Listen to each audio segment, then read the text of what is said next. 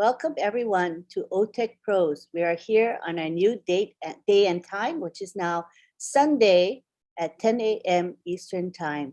We're happy to have you all here. This is going to be an interactive webinar. What this means is we will be speaking, and after we are done speaking, we would like you to make comments or ask questions related to our topic. And you're going to do that through the Q&A button on the webinar. Again, this is through the Q&A, and we will be selecting appropriate questions and comments and we'll be answering them. Today, our topic is AI, what it means for you. AI and what it means for you. And we're going to begin today with Collins Mana. Thank you, Lynn.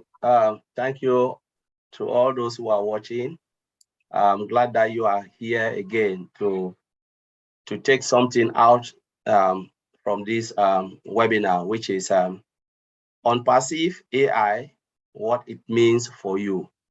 You know, we all have different definitions. There are different ways people think about AI and the way they look at it. But again, AI is such a broad topic and it's embedded in every program language, depending on how the company want to use it. We know AI, artificial intelligence and machine learning has been there for quite a while, for decades.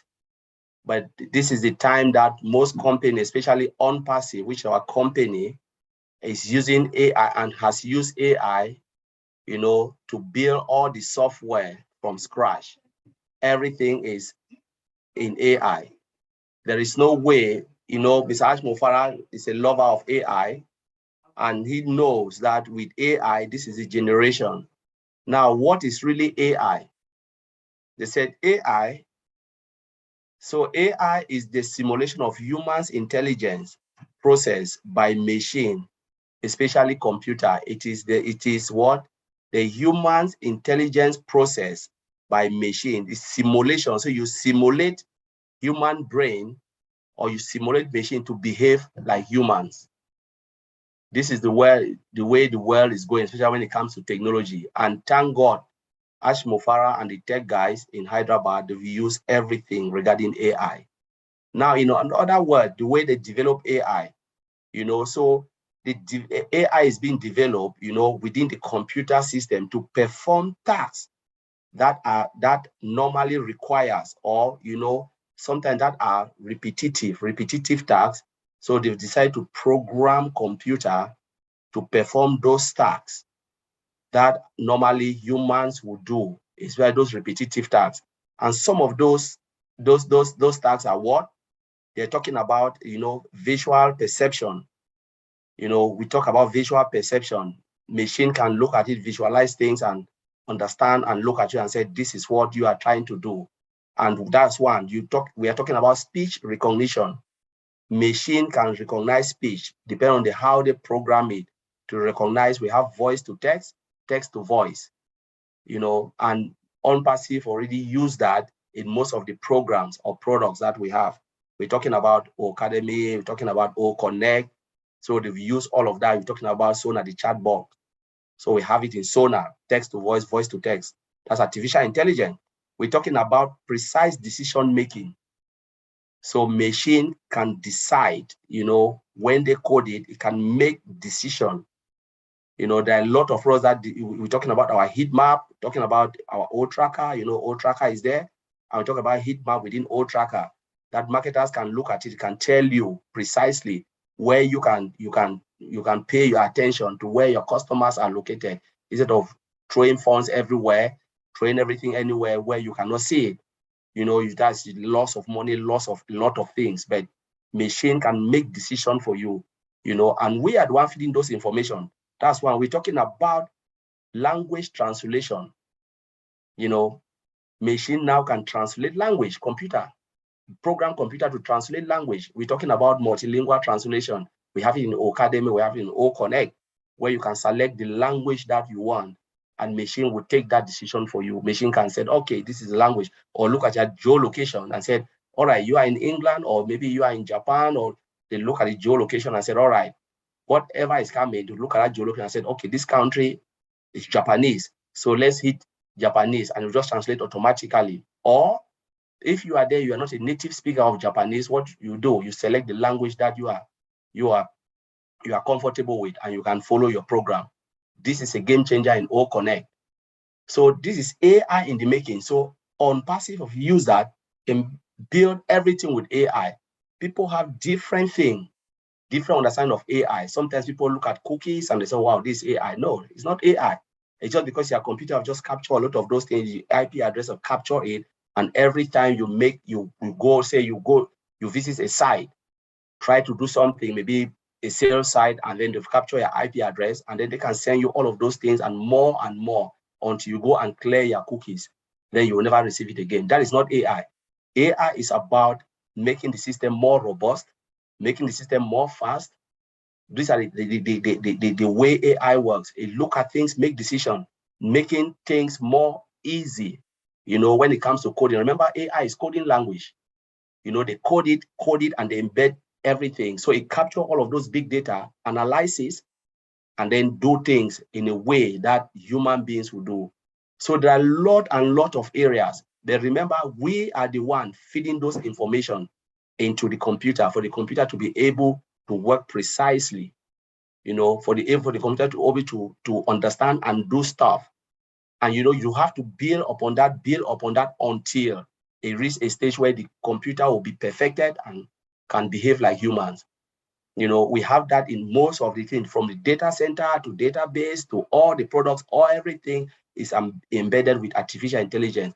For instance, to cut down errors, to make our life more easy, when we do certain tasks, AI look at it and then try to make sure everything is precise. Because remember, if you look at your normal day-to-day work, you have 9 hours a day to do stuff, right?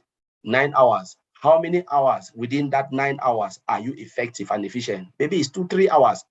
After 3 hours or 2 hours, you start to drop. Your efficiency and effectiveness will start to drop, going down. But machine will always work precisely. And that is where artificial intelligence comes in, to make sure everything is, it's just precise until you would decide to stop the machine. If not, it will continue to hit that high target, because that is where the world is going. So I will leave it there, and I'll hand over to Auntie Lynn to take it from there. Thank you. Thank you so much.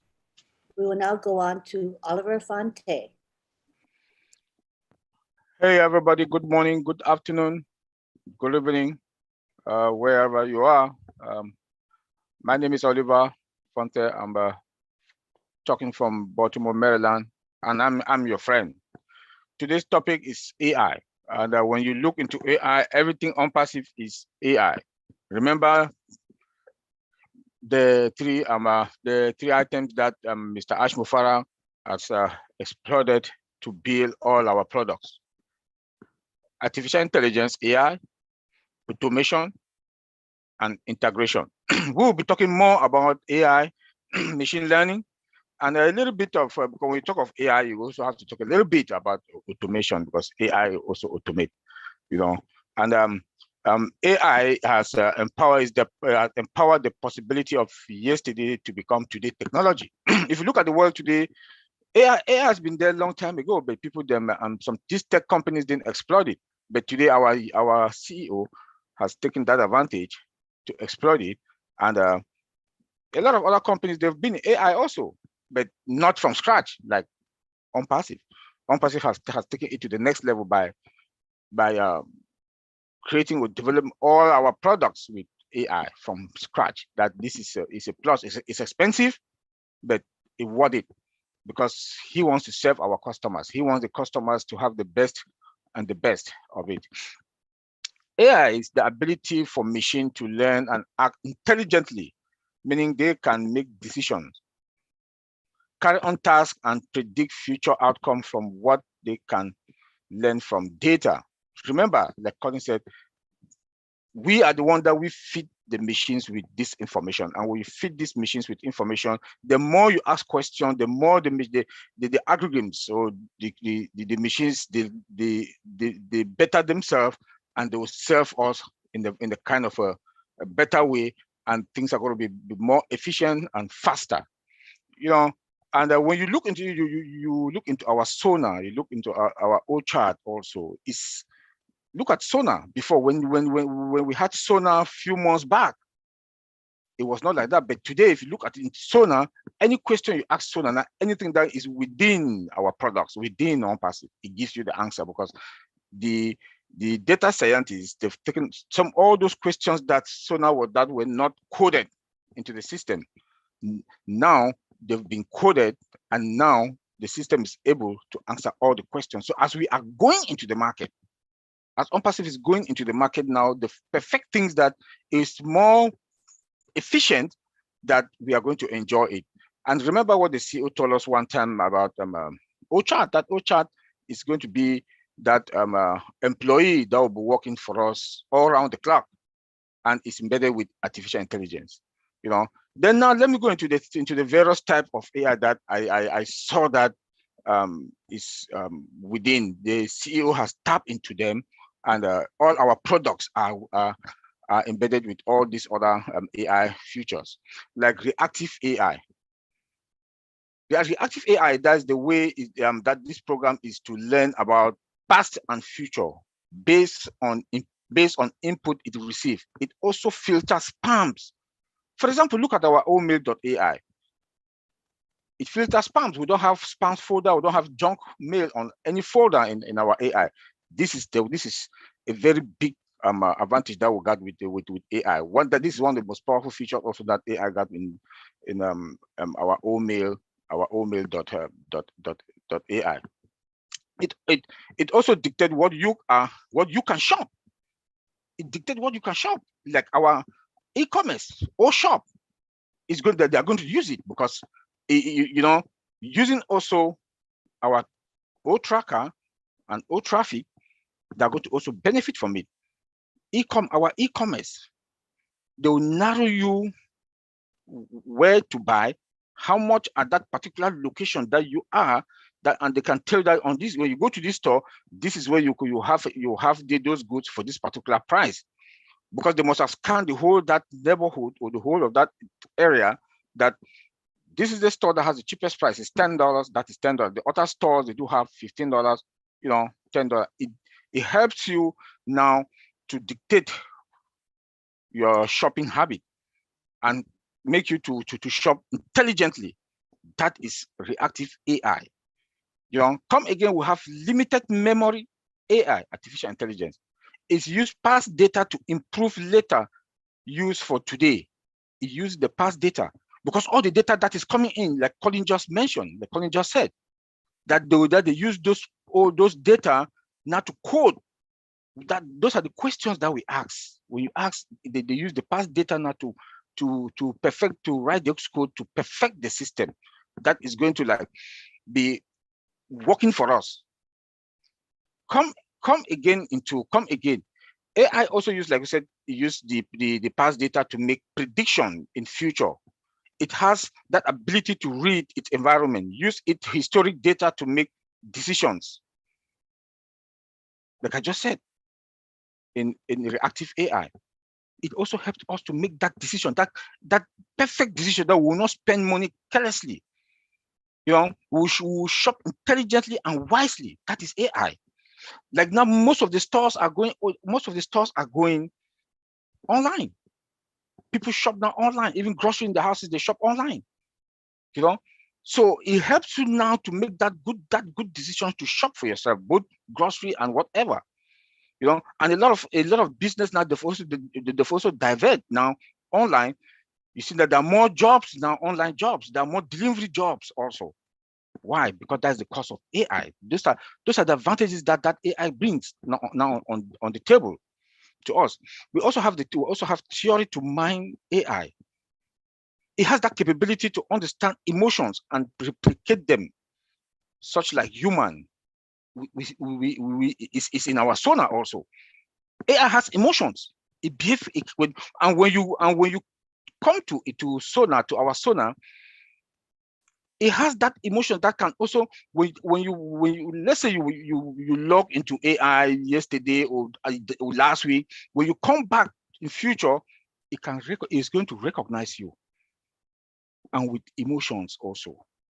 and it can replicate.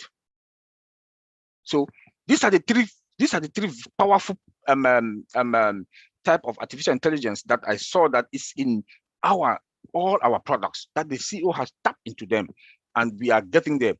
Let me go into now the security of AI. AI has the most powerful feature for security when it comes to security. Look at our database. Like the CEO told us that we are secured 100%. AI is there. I'm sorry, our colleague Vincent is not here. That is his specialty. He would have given us more on that. But I'll just leave it there. Next time, maybe when he comes, he will work on that. But I just want us to understand that AI, our database is 100% secure, and it's also embedded with artificial intelligence. So you can imagine what that means. Comes again, we have firewalls in our multiple regions. Our data center also is AI. So when you look into everything, every technology in ONPASSIVE, AI is involved. In security, we talk about event prediction. Event prediction can predict future attack events. The security also that can also reveal how attack events might happen. It can also predict that, how those events can happen and may come from, and can also create shorter way of dictating threat and how to remediate them also. That is AI.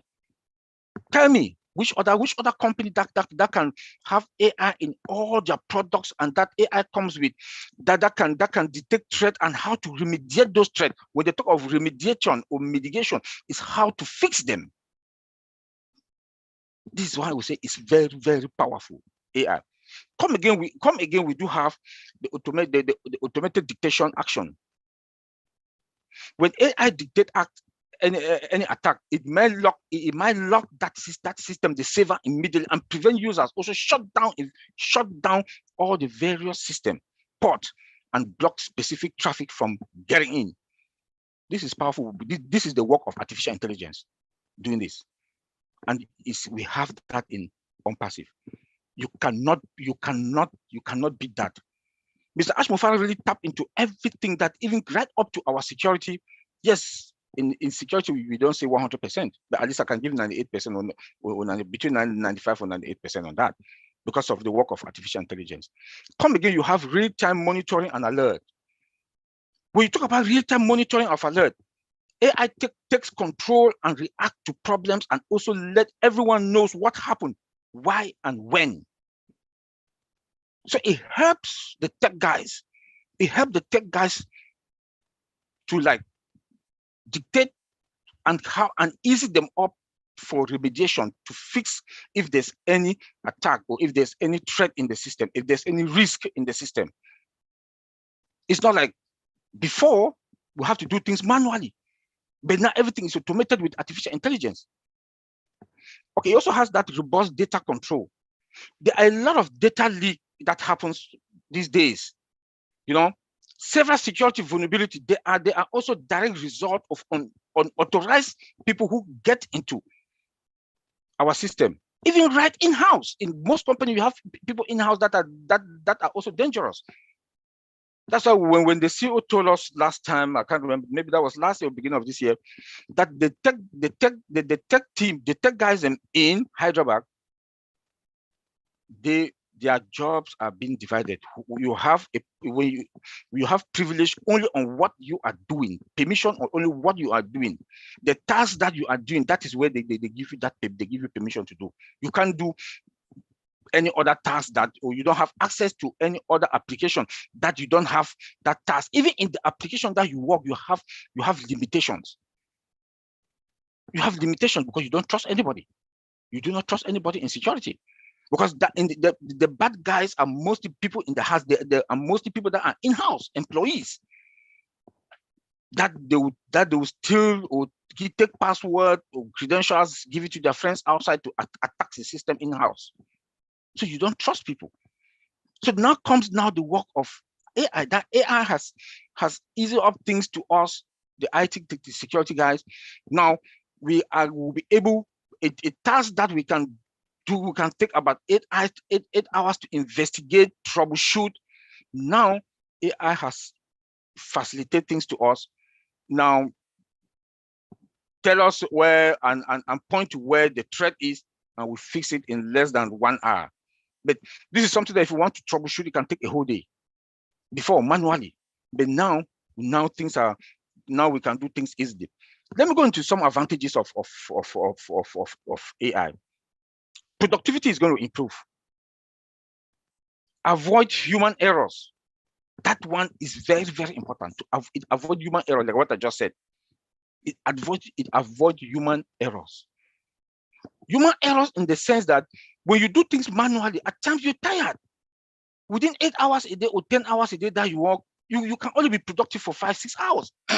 the rest of the other 4 or 3 hours, you are like, and by so doing, there might be errors, and there are going to be errors. But with AI, it avoids all those human errors. It saves time. Before customer service, you have about 10 or 12 employees.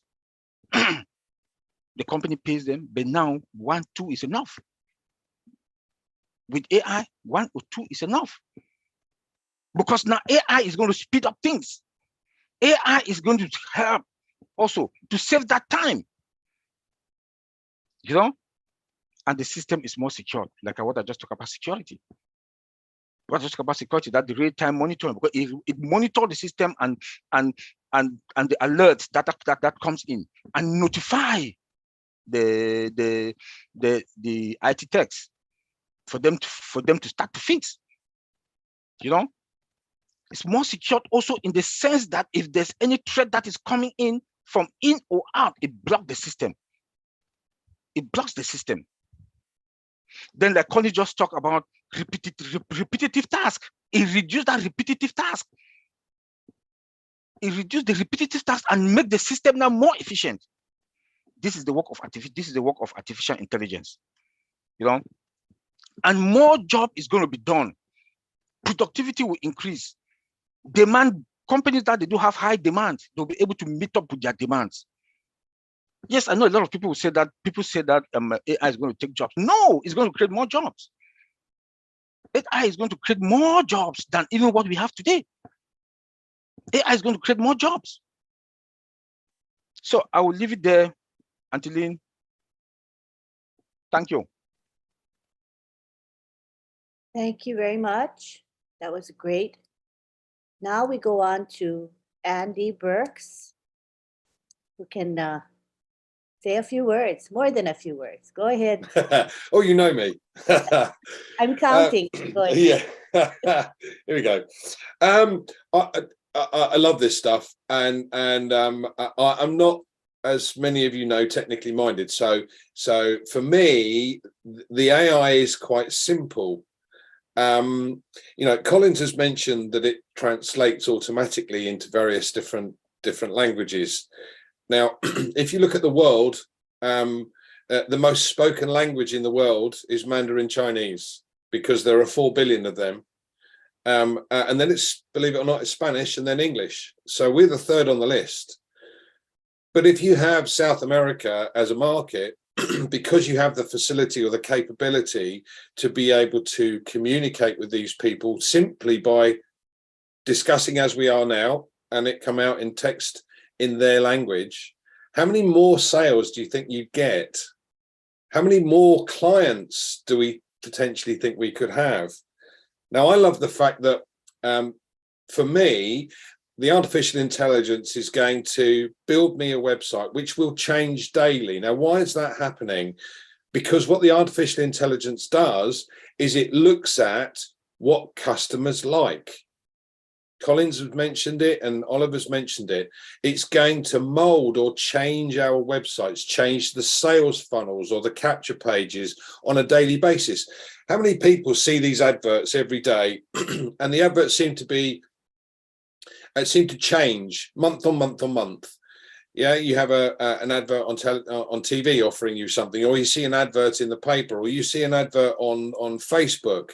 These capture pages, these adverts have to change because some work for some people and some work for other people. So artificial intelligence takes that to the next level. As Oliver said, it is machine learning. So what it does is it looks at the reaction to the customers have made and make or tweak things so that it becomes more efficient and more efficient and more efficient. Now, if we've got a capture page that is so efficient, it simply captures a client, how many customers are we going to have? Phenomenal opportunity. You know, the productivity and removing human errors. When we place things like adverts in sales environments, we might miss something. We might have put a word wrongly, or the greatest one is the question mark or the comma in the right place, changing the entire meaning of a sentence. And when you're looking at a capture page or you're looking at a sales opportunity, you don't want to make that mistake. And artificial intelligence is going to do all of this for us. Now, Collins mentioned about working 9 hours a day. I don't think I've ever done that in my life. No, no, I've had days when I've worked 12 hours a day. But like you say, at the end of the day, you've got 3, maybe 4 at the outset of full productivity, and the rest of that time is then you're kind of going downhill. You're losing focus. With the AI, you don't lose focus because it's going to do those bits and pieces for you. And this is why I love the simplicity of this system. They're going to build me a website which will change daily. Artificial intelligence is going to do that. It's going to drive specific targeted traffic to the website. Now, again, the artificial intelligence looks at traffic, looks at the ways that customers react to advertisements or sales funnels and what have you, and creates something that works and becomes more and more efficient as it goes down the line. So specific targeted traffic, our conversion rate in comparison to others is going to be considerably higher. It goes without saying.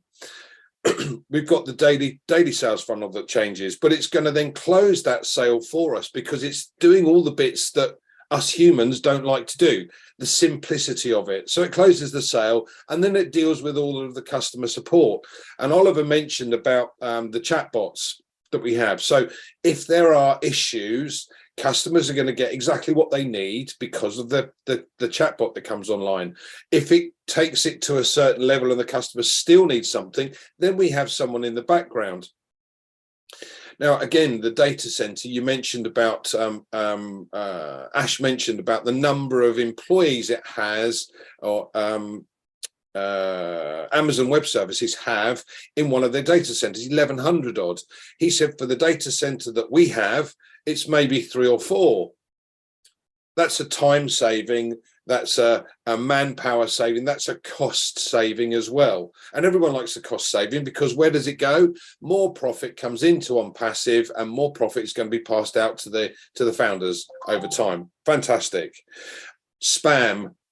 No one likes spam, but here's a good one for you. When you do get spam in your inbox, take a note of the email address and put it on your list. This is a potential customer for you for OnPassive at a later date. But from our point of view, every email that we send out will be checked for spam. So it'll arrive in the customer's inbox. Now, again, think about this for just 1 second. If you're sending out 1,000 emails a day and only 10% of those, 100, are going into somebody's inbox, then you've got the open rate, which might only be 50% of those. Then you've got the actual customer looking at it more closely. That's maybe 2 or 3. Okay, 2 or 3 out of 1,000 is horrendous. If you've got 1,000 emails going into the inbox directly, and 50% of those look at that, that's 500. And if it's then 5%, it's then only 1% or 2%, then it's 5 to 10.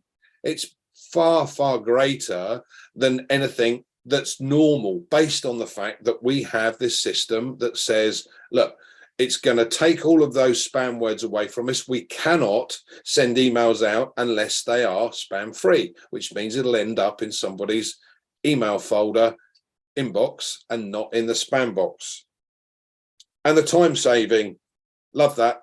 Absolutely love that. Everyone loves time saving. And as I said before, I don't want to work 9 hours. I'm happy to work 2. So if it can do that for me, even better. Thanks, Lynn. Back to you. Thank you. I saw so many advantages of using AI, and even from the marketing or sales perspective, very powerful stuff. All right, at this time, we would like to open it up to the floor, and that means you attendees that are here. Grateful to have you, and you've heard what the OTech pros have said, as well as Andy, who comes from the sales perspective. And I see that we have founders as well as visitors here. We would love to hear from you. What are your thoughts about AI? I might want to start the ball rolling by asking you how you feel about AI. Is it all positive? Do you have some trepidation or concerns about AI? Let us hear from you. We are going to use the Q&A section, which is part of this webinar. Look for the Q&A button, and you will type your comment or question there, and we will select questions that are relevant to our topic. And our topic today is AI and what it means for you. So please, we'd like to keep it as an interactive session today, to keep it active, keep you guys engaged. We want to hear what you think. We want to hear from you. This is what it's all about. And in the meantime, we're going to talk amongst ourselves about AI until we get a question. Let me look real quick here in the Q&A.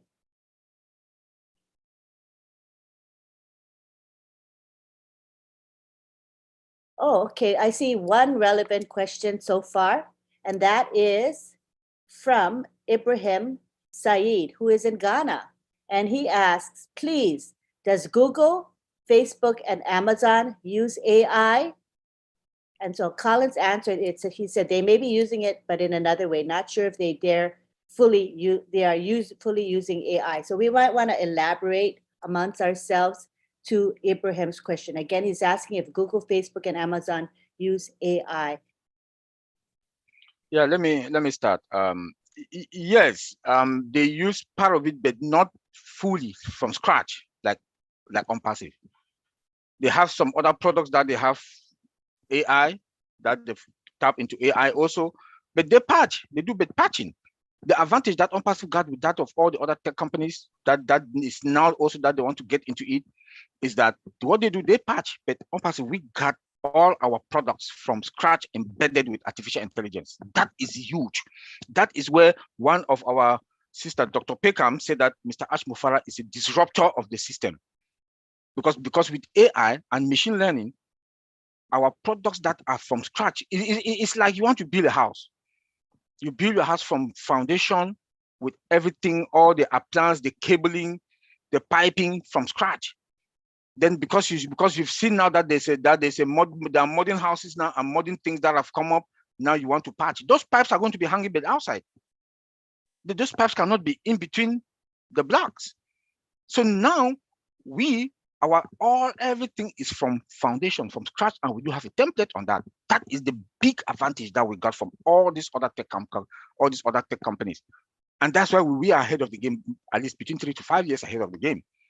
Because by the time they want to get us, just imagine that we have an AI lab, we have AI tech, we have AI data scientists that are in Hyderabad, only brainstorming. It looks like what Mr.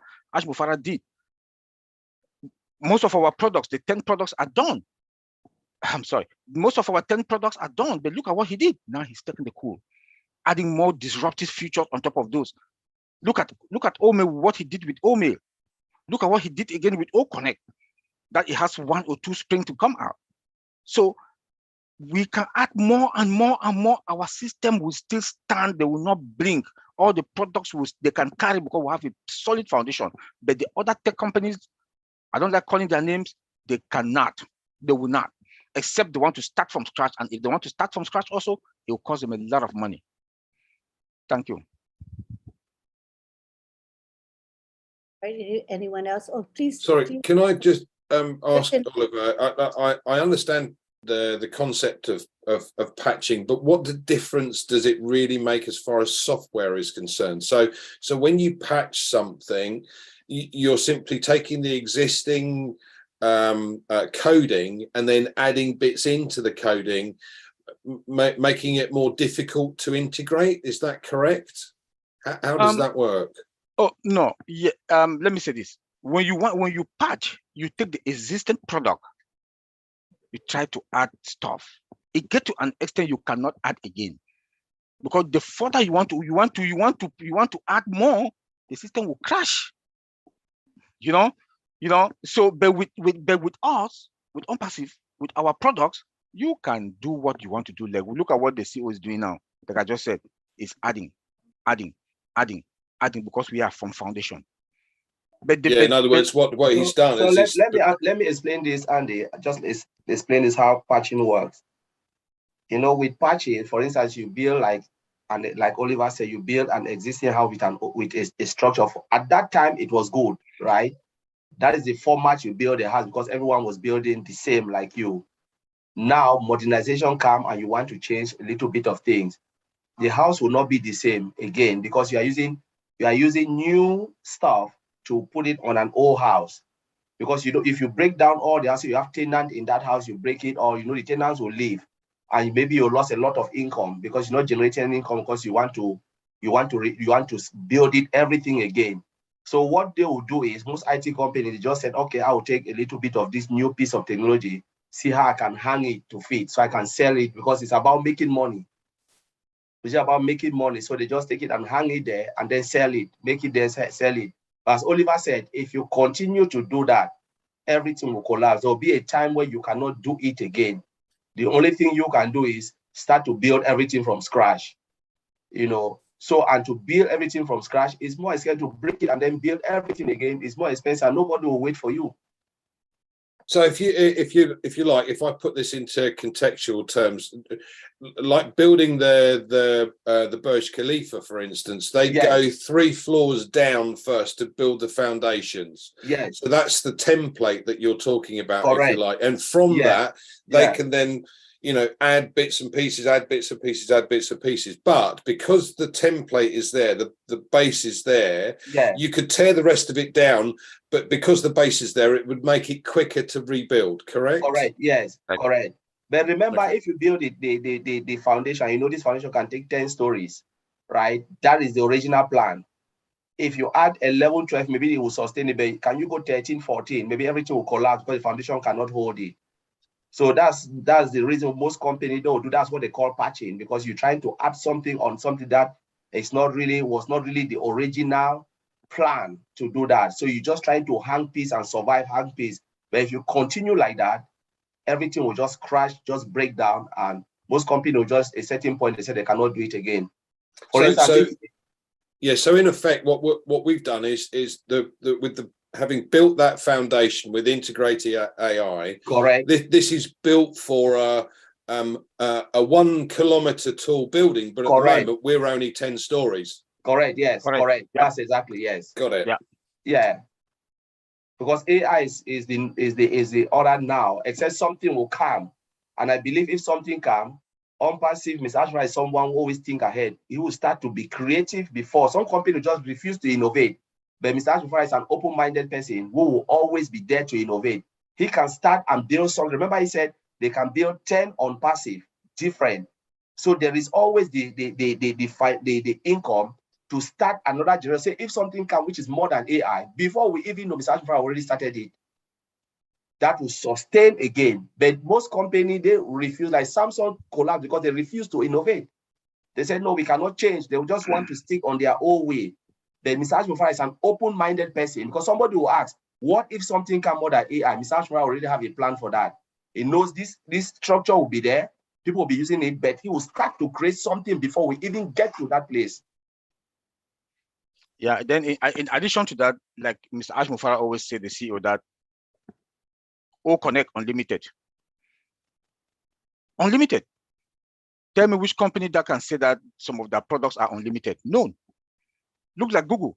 Google announced last year about storage. Before they had storage for free, but now they say that they say that people have to pay for storage. But with OnPassive, all our products they're all unlimited. I think for me, the most phenomenal product is exactly that, the OConnect product. If you open your market out, your entire market, to 8 odd billion people that are on this planet today, because you're able to auto translate into another language, the capability of that alone is absolutely phenomenal. You know, as I said, there are 4 billion Chinese, and at the moment, China is an open market because we're not there. We will be there, but we're not there yet. Yeah. So, so with the likes of OConnect, when people start to understand or see what is available outside of this, this market will just explode like a mushroom. Explode. Yep, it will explode. It will explode because we have that unlimited. That this is what we are talking about the power of artificial intelligence. Yeah, like what I said here, Andy, if you look at the long run, Mr. Ash Mufarah is driven by value, not by anything. And because of that mindset, he can create more than 10 different companies with 10 different ideas. You know, like for instance, say artificial intelligence start to disappear. Because remember, this technology, something more can come, which is more powerful than artificial intelligence. Are we there? Yes, I'll tell you, because Mr. Ash Mufarah's mind, it's not about money. It's about giving value. So he can start hire engineer that will start to predict the future. I said, okay, now that we are in the era of artificial intelligence, what if something can, which is blah, blah, blah, we don't know the name. How are we going to do that? Innovation will kick in and he can start to create another company. By the time we get there, artificial intelligence is that this company will still stand, but we can still integrate it and build everything again from scratch. So that is the mindset of Mr. Ash Mufarah, because some people will say, what if artificial intelligence, he will create another thing.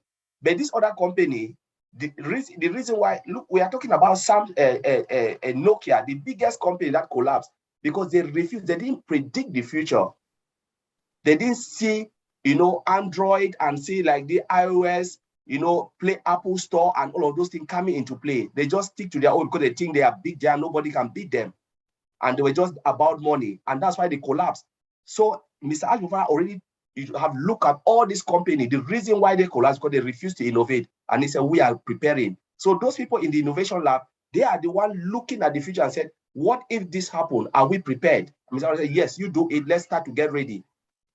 You know, and that's why OnPassive, when he stand and make that statement that OnPassive will stay for generations to come, hundreds of years to come, is because they have already set the bar and they predict anything that can happen within technology. This is the whole point about that you've made about having this foundation. This is the entire thing. If we've got the right foundation, anything can be built on that foundation. As high as you like.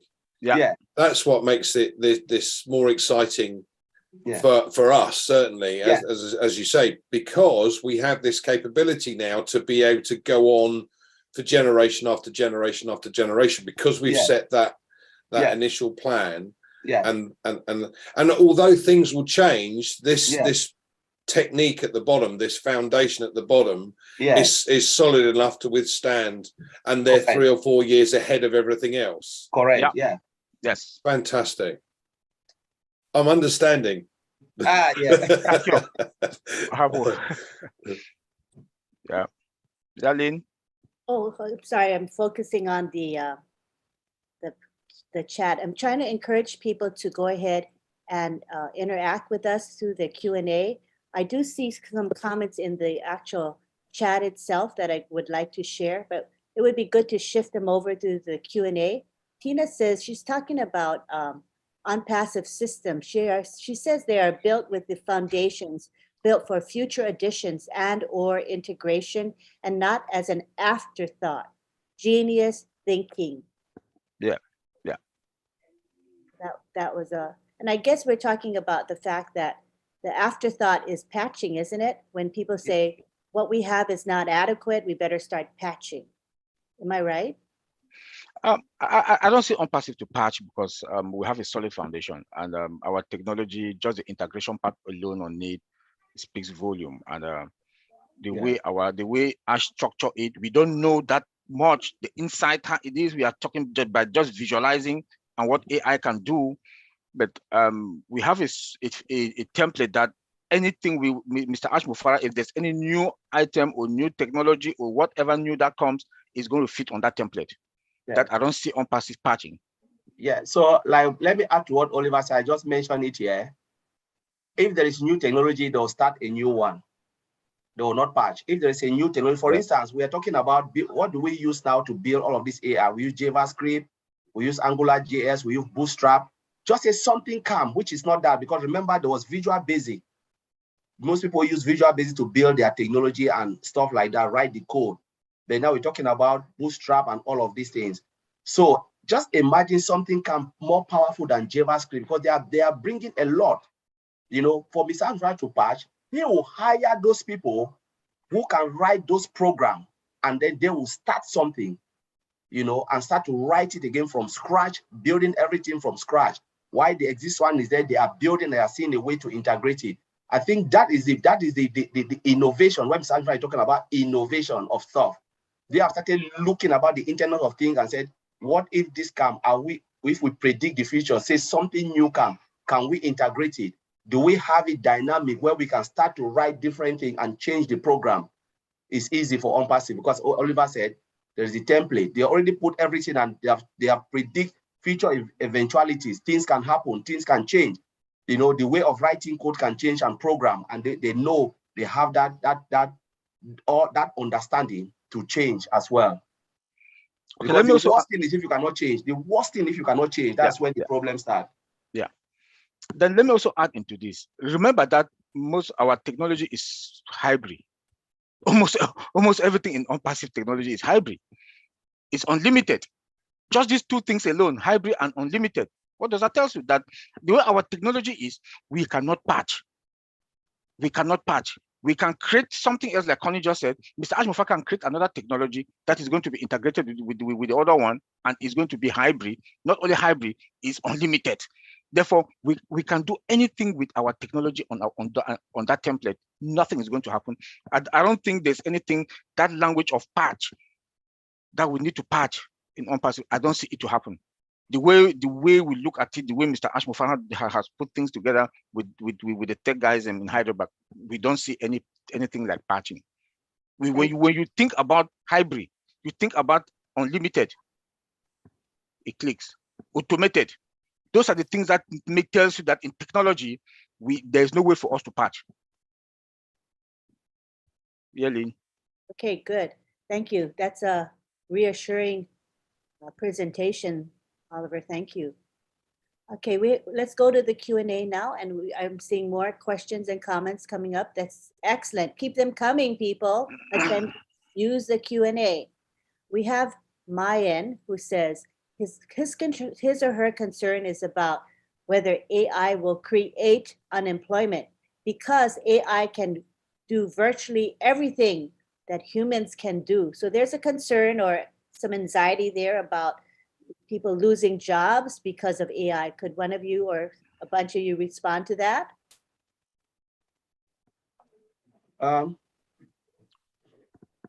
You know, when it comes to technology, there will always be job. I think I've answered that question. We answered that question in Papua New Guinea.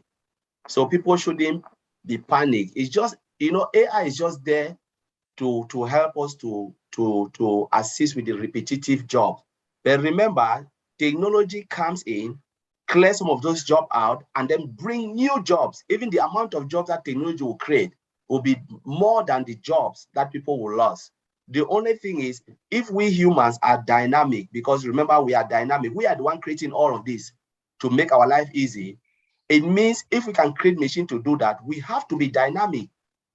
You know how many businesses AI will create? We are talking about all create coming in, just in OnPassive. There are people who decide, okay, they were not able to have their own business because they don't want to pay so much money to build website. They don't have a place to host, maybe to host it on a domain. Is costly, paying every in and out, all those auto ship. Now they'll be able to have their own business online, you know, having the presence online, because one, they have OCreate, they don't have to pay anybody. They create their website, they can create it using OCreate and then host it on a domain. How much does it? OnPassive will not charge you too much because it's always affordable. Now there are people who come to on-passive side, be it users, to make money. Because it is coming, because one of the things people don't understand, there is a lot of money on the internet space and untapped resource. Internet space is untapped resource. So that is the thing people don't know. So a lot of jobs will be created, a lot of jobs. The only thing is to cut human errors and stuff. And if people can have a place where their life can be easy, doing something and having all those software solutions to even create job for themselves rather than depend on someone. How beautiful is that? Wonderful is that? There's a lot of jobs in there, out there. People can go and learn how to repair the machines. Yeah. That's the thing. The machines are there. People will try to change to say, okay, if machine is taking this, what if I do this to control that machine? That's jobs. Like I said, we came from agricultural age. When we start to move toward industrial age, people think like, oh, there'll be jobs will lose. But instead, industrial age came and create more jobs. People were leaving the farm to factory, working in that factory. Now they move service. We move to servicing, where you have offices and the people will, but people change now. They decide not to work in the office and they'll see in industry to create that jobs. They still service. So you see the way job, now we are moving into IT. Where there will be still industry, there's still farms. Farm is still there. People are still farmers, but they are doing mechanized farming with the machines, programs. And now there's still factory for people to work. There's still service in the office, doing accounting, and then more jobs again in the IT. So it's just adding and adding. Except people refuse to be dynamic. That is where you say, oh, I've lost my job. Look at other avenues, there are still jobs. Like Makelo said, you are not dead, you are still alive. You have to move. Excellent point, Collins. Excellent point. Look at COVID when COVID came in. When COVID came, almost how many percent of people were working from home? How many percent of people were working from home? They're working from home, so it created more other avenues of jobs. People were doing grocery shopping online, and we do grocery online. What are you talking about? You talk about IT. When you talk about IT, now comes on-passive. Now we came at the right time. On-passive is going to the market at the right time. When they're going to use our products, people will be shopping from home. Shops now, a lot of stores now that are doing grocery, they'll use our virtual for encryption from end-to-end secure network. Or come again, O-Connect, they'll use O-Connect for their conferences. Directors will not be traveling from one end, spending company's money, $10,000 for first class, stay in luxurious hotel. They will save that money and they'll do office conferences, meetings. They'll have their meetings, So you see how more jobs is going to create more jobs. People are going to there will be other avenues for jobs that is coming. So AI is not coming to take jobs, but AI is instead coming to create more jobs into the economy, more jobs into the economy. Like Colin just said, look at our e-commerce. Somebody will just sit in his house and become a reseller, use our e-commerce to sell, and he or she will make more money than when he was on a 9-to-5 job.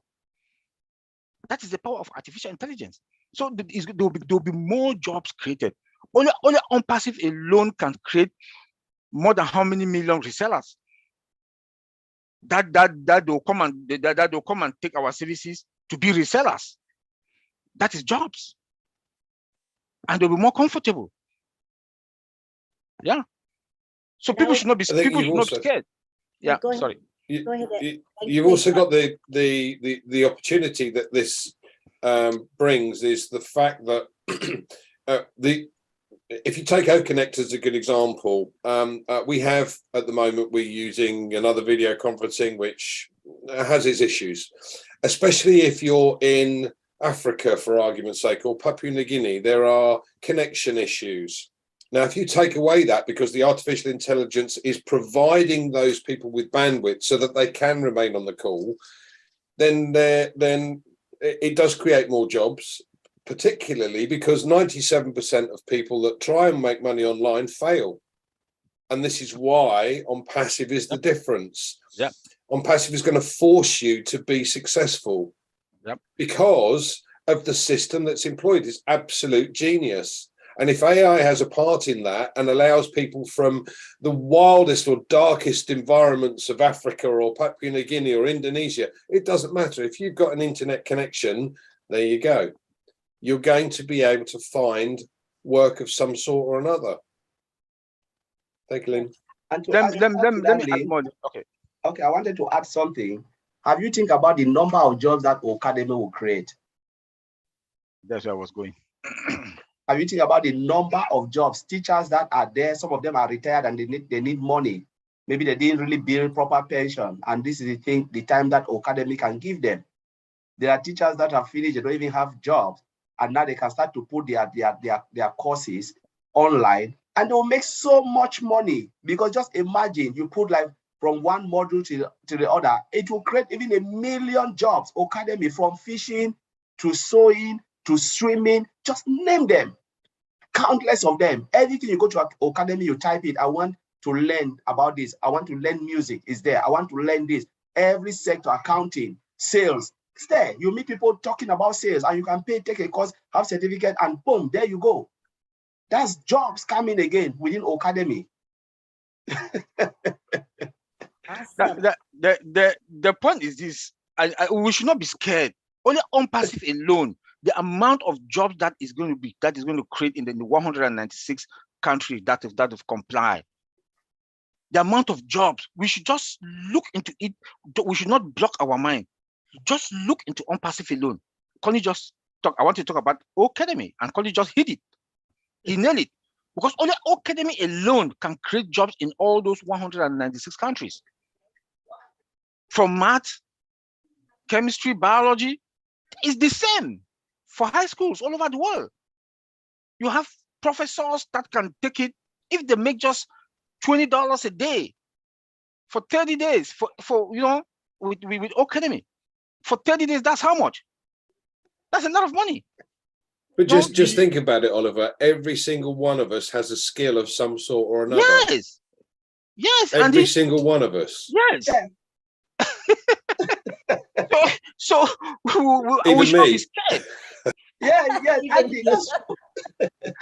We should not be scared. We should instead be fired up. There's So gonna we be a should lot not block of our mind. Yeah, there are going to be a lot of teachers made through Unpassive. People who never thought they would be a teacher per se are now going to be doing it. And I think about the fact that because of AI, companies are going to be saving money. They'll have greater efficiency, more productivity. Yes. What does that Yes. mean?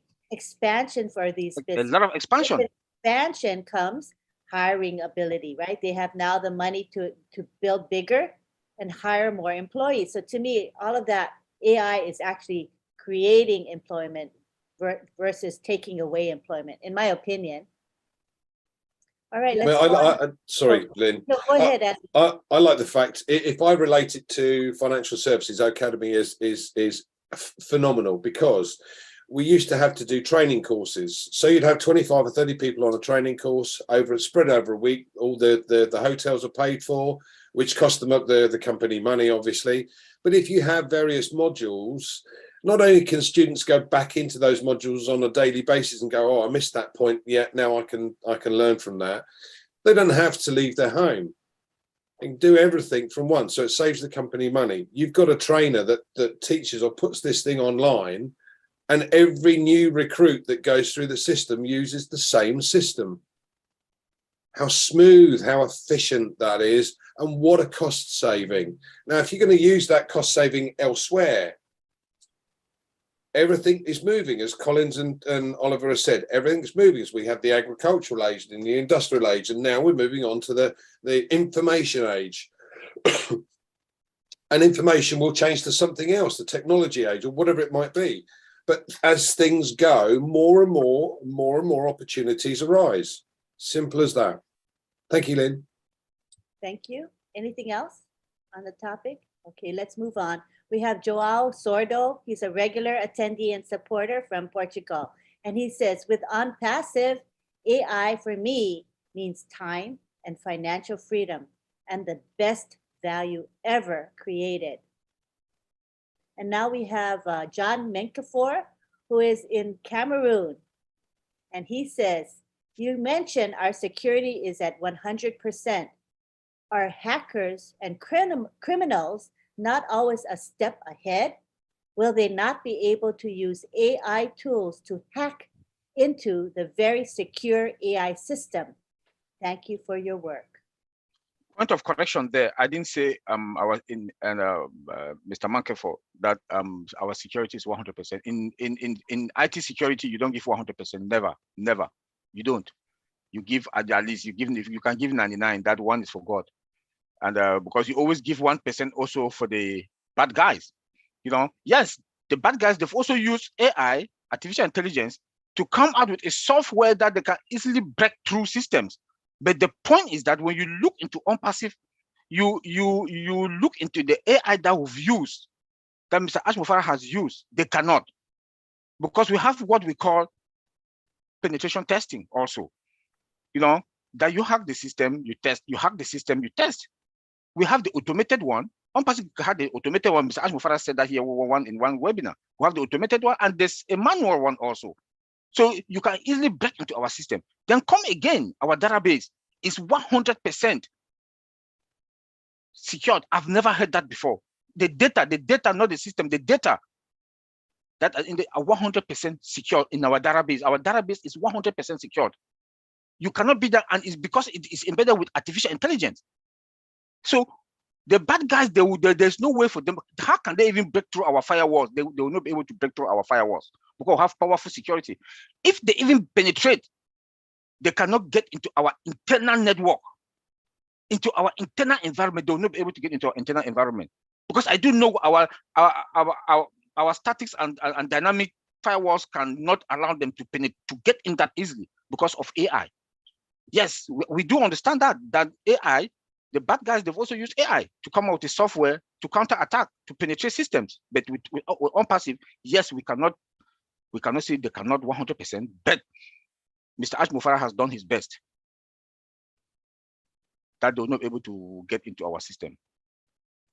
Anybody else want to chime in on that? Let me just add something. I know people are worried when they ask the question. Oliver have just answered it very well. In every system, yes, they can try.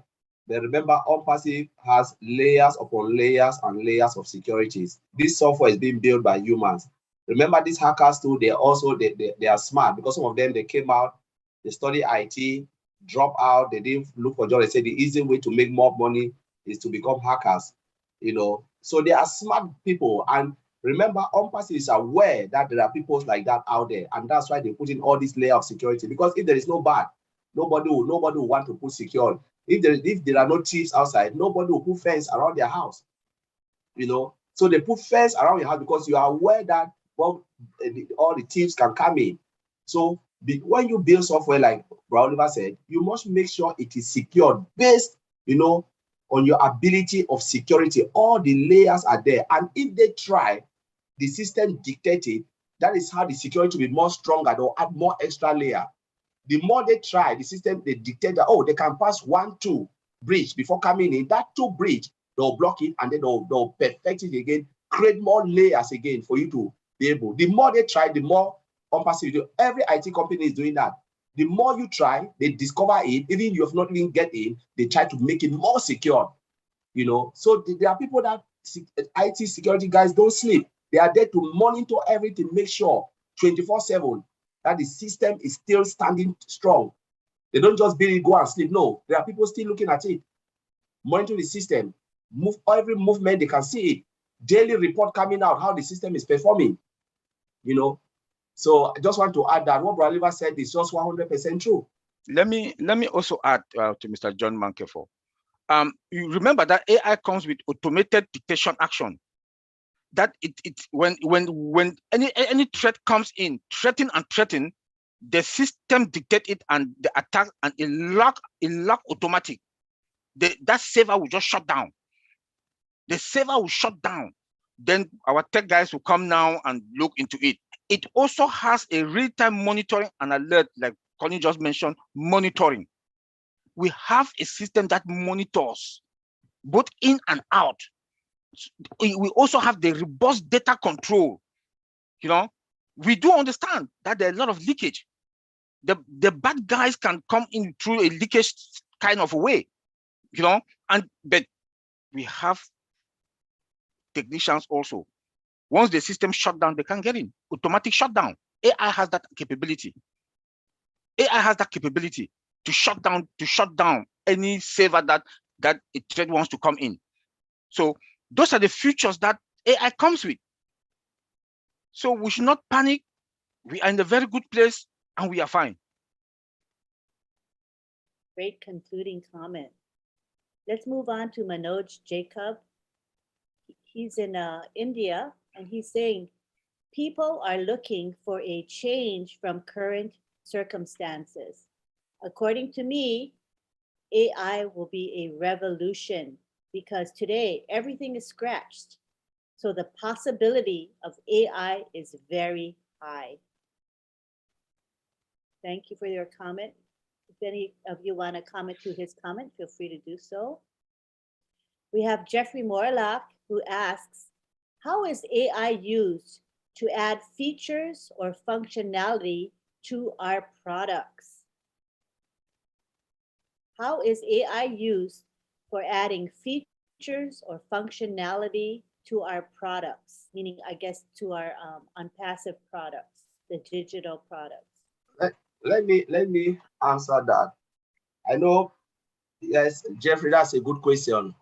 What is AI in the first place? AI is line of code. You know, AI is code. You can use any programming language to write AI programs. It's just artificial intelligence that is embedded in all our programs. It's not like AI doing something, but AI is just like we've given all the advantages and what AI does, distraction, all of those stuff. So because all the products are embedded with this code, line of code with AI, it is very easy to add another functions with AI. You know, it's easy to build another function. Said, okay, for instance, let's take for Ocademy, for instance. We build the product, it's driven by AI. Driven by AI how? Monitoring all the data, make sure all the data that is collected from Ocademy is singing down to the database robustly and easily. You know, now you said, all right, I want to add CCTV camera. Can you add a CCTV camera functionality driven by AI? Yes. Can you add the distraction detection on that product? Yes, because it's driven by AI. So you can still build another function driven by AI, whatever function, and integrate it to that product. Remember, it is code, and it is either code or it can be data, a bunch of data driven by AI. You know, that is it. It's just line of code. And I don't know if I can really break it down, but normally I can still go down, but it will be more technical, but it's just line of code. It's just nothing fictitious, like people say AI, the thing that is human being working. No. It's line of code, code. You can use JavaScript to write AI. You can use AngularJ to write AI. You can use Bootstrap. You can use all of those things. You can use C++ to write AI programs. And you can, the database, you can see, you know, customize it using AI, building the database from scratch, you know, to drive AI functionalities. It's just a program. And once you started with AI, you can still add an additional feature driven by AI on that product. Is that not classed as patching then, Collins, or not? No, it's not patching. No. I build this, I build Omail, right? Now, what most of the things IT company do, they can build it, but like, for instance, OnPassive, this I'm talking like what other companies I've worked for. We have projects that will take up to 30. We say we can build phase 1, phase 2, phase 3, phase 4. Now, what is the priority we want to give to the customer? First level, phase 1, administration screen driven by AI. We build that, give to them. They say, yeah, this is great. They start to use it in the administration department. They say now they want customer-facing application integrated to administration. We build it driven by AI, integrated, give it to them. Now the customer-facing guys will be using it. We said, all right, we want to write letter generation, fab, driven by AI, integrated. Before 2020, that will give them a little bit, you know, like how you go the agile way. You give what is Scrum? It's like you give a workable solution to the customers, you know, incrementally. We know all what you want, but say, what is your priority? We cannot give you all in one go because it takes time to build. Which one will you want first? You said, okay, Andy, I want only the one for sales. I give you sales first. But I know you want admin screen, and I said, which one will be the next? You tell me, I build and integrate it. Now your administration department start to work with it. And they build it incrementally, add it until the full-blown product will come up. That's how software development is. But what Mr. Ash Mufara have done now, they have built, like they said, the above market value. But ask yourself, Mr. Ash Mufara says something. He said we will still to add functionality on top of the existing one, and we'll build new products. So if people think like old mail will become outdated, I'll tell you hell no, because new functionality will come as we move along. The old mail that will go in the market, give it 4 years to come or 1 year to come, it will not be the same old mail you're seeing, because there will be additional function on top of it. Mr. Ash Mufara already knows it. And this is how IT, if you give everything now, what will happen? Look at, let's take, for instance, iPhone. They give you a piece of function. Maybe that function was for railway. You know, the Department of Rail said, we want this. They build it, they give it out to them, they make so much money, then they build mass production one and give it to the market and say, take it. They have already made their money because the phone wasn't for us. It was for a particular reason. They developed that phone, that particular function. Now, tomorrow, telecommunication come and say, can you give us this on the iPhone? They say, hey, yeah. Next year, they put that particular function. But we are not using it. You have iPhone, all the functions, you are not using it. You have never, ever used them. Give it to them, then make mass production and push it out there. So they give it in, that's how they do. And they make so much money. So much money. They don't give everything. I think I answered Jeromalo's question. So this is but we can discuss this every time because it's something I know. I'm in the industry, so this very long time. That's what they do. You don't give it all, because when you give it all, what will you make money again? Well, it makes total sense, and I'm getting a broader picture, which is great, especially as I'm the total non-techie here. So I'm sure that there are many others in the attendees that will be understanding as much as I am, which is great. Thank you. So you just build incremental and add it driven by AI. The foundation AI is already there, so you can add more functions on top of it as you move along. Old mail, they'll still have more. Why? Because Mr. Ashmore will not tell that guy, go home, your job is done. No, they'll be there. They already have chains that will go right to 30, 40. It is there already on top of old mail, on top of Academy, on top of ODEX. They already have it. But minimum above market value, Mr. Ashmore have looked at the market and said, if we add this function, we beat everything in the market. Put this out there. Before they catch us that, we'll put another. They catch us, we put another. They catch us, we put another. They want to count, we put 2, 3 on top. So we put it layer upon layer upon layer upon layer. That's exciting, incremental, you know? What? Yes, and then while they are putting new technology coming, they are putting additional function on top of the existing one. And I think it keeps the customer happy, right? Because customers see that to use the product. You give them more value upon value upon value. Each year. This is why we remain 3 years in advance all the time. Phenomenal. Catch us if you can, guys. Right. And it's also why when we have software and we get disgusted because the developers are slow to meet the needs of the customer. I'm looking at something thinking, this is really lousy. This is a feature that needs to be improved. And years go by and it's never worked on.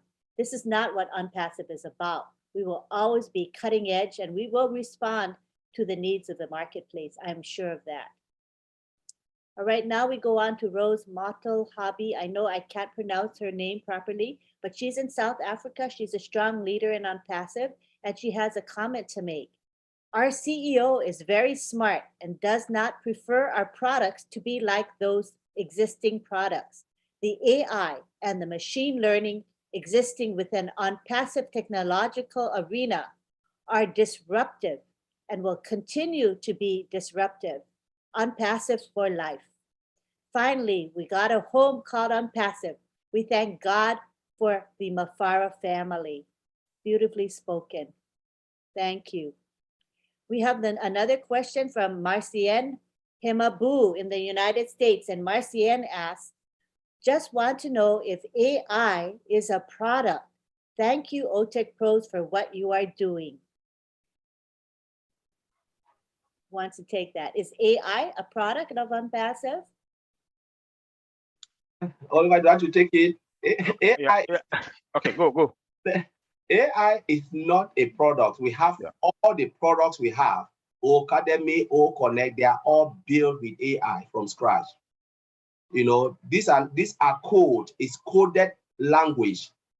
You know, it is code, line of code driven by AI. You know, there are a lot of things with that. You don't want to go technical, but in short, AI is not a product, but AI is embedded in all the products to make it more robust, to cut down errors, you know, to do a lot of stuff. So that's the modern way to go, you know, to do things that we cannot do. You know, it's machine learning. So machine behaving like humans. You have artificial intelligence, which is code, and then the machine now you want to automate it to behave like human, embedded with AI. Yes, then AI too. That is the AI. That is the one of the features, and that is in all our products that they've made all the products to be disruptive, and that you know, that has made it more secure, the save time, and also to avoid human error. You know, so good question, Marcian. All Yeah. right, thank you, Marcian. Great question. Anybody else want to add to that? Okay, we're good. Next, we go on to, I'm going to give everyone a turn. So if someone asks multiple questions, I'll go back to them later. But we want to address Engineer Shushanta Biswas's question. He's in Bangladesh. He's a regular attendee. Thank you for your support, Engineer Shushanta. We appreciate you. He asks, how can a machine with AI understand human emotion?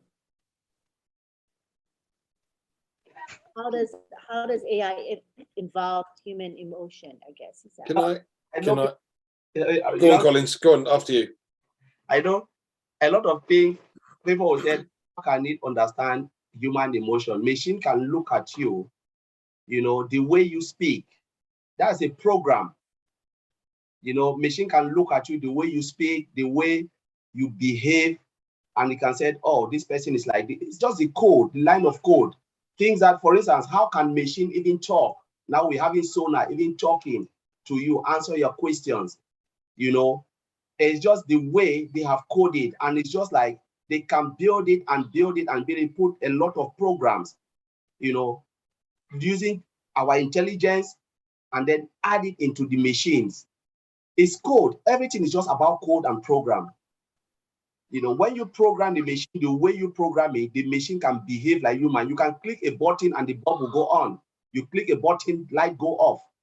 You know, I remember my workplace, the first time a programmer came, they said, okay, to show that you can do something, I want you to write a code that can turn light on and turn it off. This guy wrote it, light came out and light go off. And everyone was like, okay, this guy is good. But you, as I said, how can machine make light? When you click a button, it just goes bam, light. Then you click a button, it goes off. That's the same program, you know. But when it comes to emotion and feeling, it is your interaction with that machine. They have programmed it and they've made it come into contact with. Like, let me give, for instance, this. We have this passport check system. When you come, you put your passport. They look at your face, facial recognition. They look at your eyes. Machine can reach and look at the color of your eyes.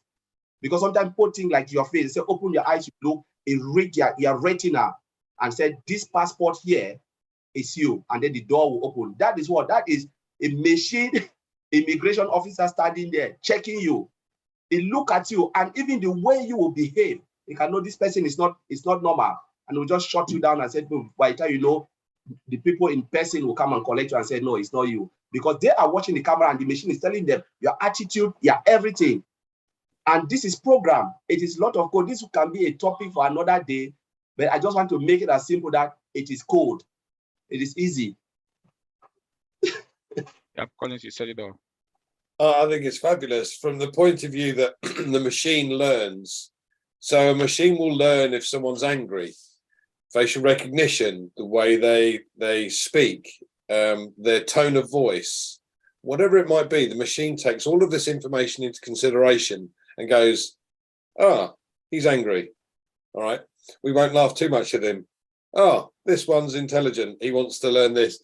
It will take all of this information just simply because it's, as Collins quite rightly said, it's programmed to do so.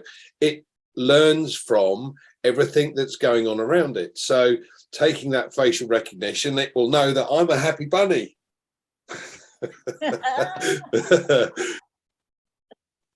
All right. Okay, now we would like to go on to Tina Go. She is in Singapore and she is a technology lover. We all know her and love her. And Tina says, I would like to know the difference between AI and cybernetics. And do you think OnPassive will use both dimensions in our systems infrastructure?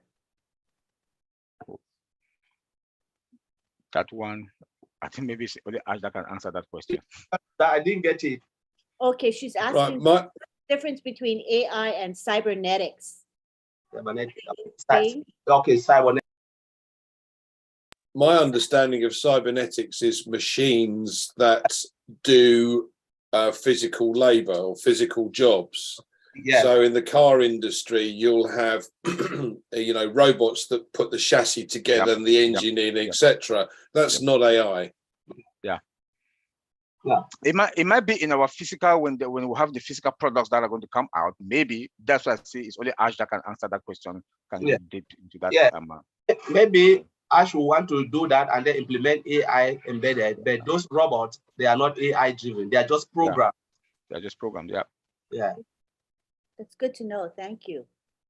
We have Jeffrey Morlock. He asks, what does AI do that makes it important for our future? Very broad question. Yeah. What does AI do that makes it important for our future? We've already explained everything, but we can go. I'm sure the person who asked the question wasn't here. We gave all the points that AI does. We talk about visual perception. It can look at the visuality of your face and predict whether you are happy, sad. Okay, Andy already talked about it. Talk about speech recognition.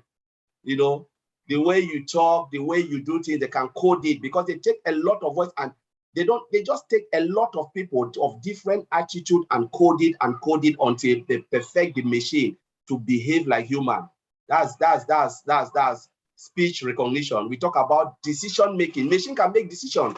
We're talking about our old tracker, where you can see heat map. Old tracker can tell you, don't concentrate here because you know it will advise you don't concentrate your effort here because you put more money here, you will lose. This is not where your target markets are. Your target market can be in London, so put all your effort here. And that's how a decision making help you to make decision, predict the future and look at the trend of market and then predict. We talk about, you know, language translation, multiple language translation. That is AI.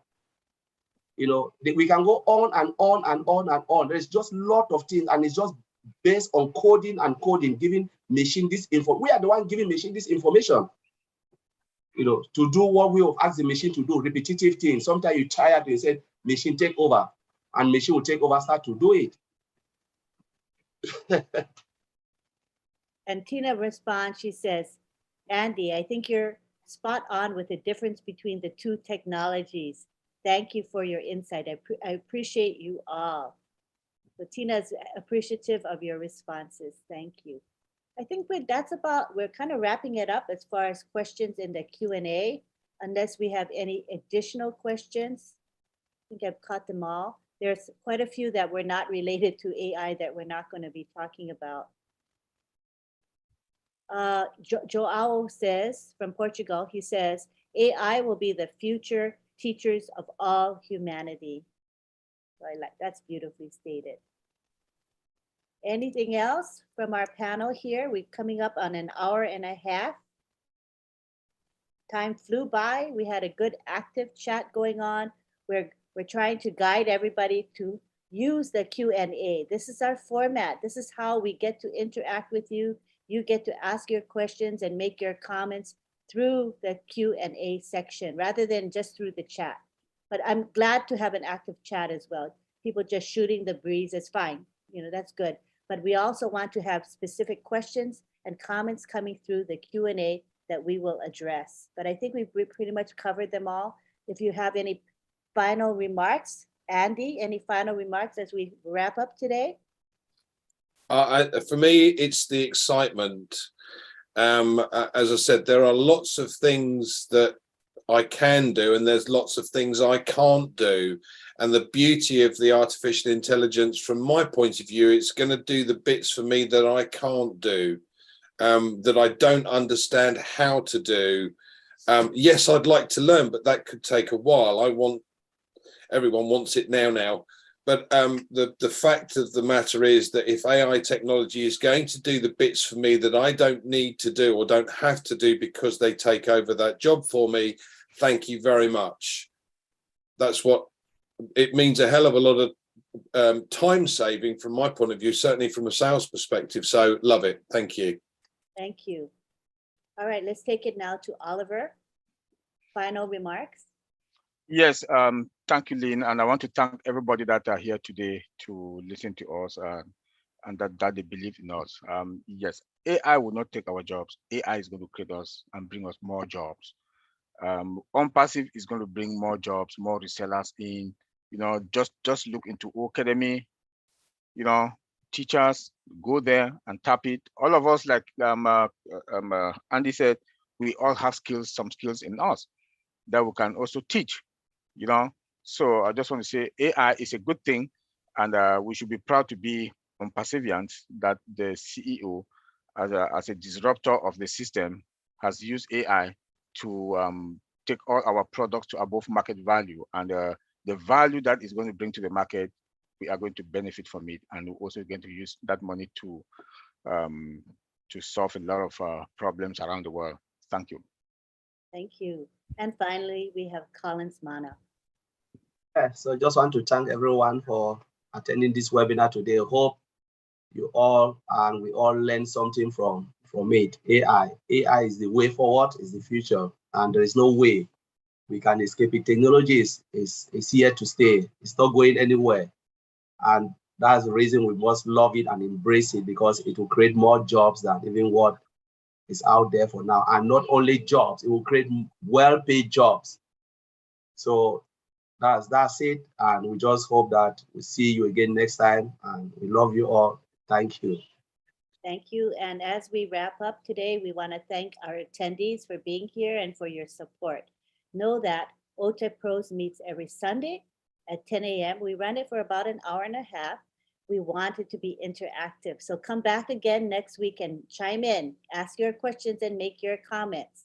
Thank you very much. And just to let you know, we're having this afternoon at 1:30 p.m. the Heroes Public Webinar. We'll have the OTEC Pro speaking.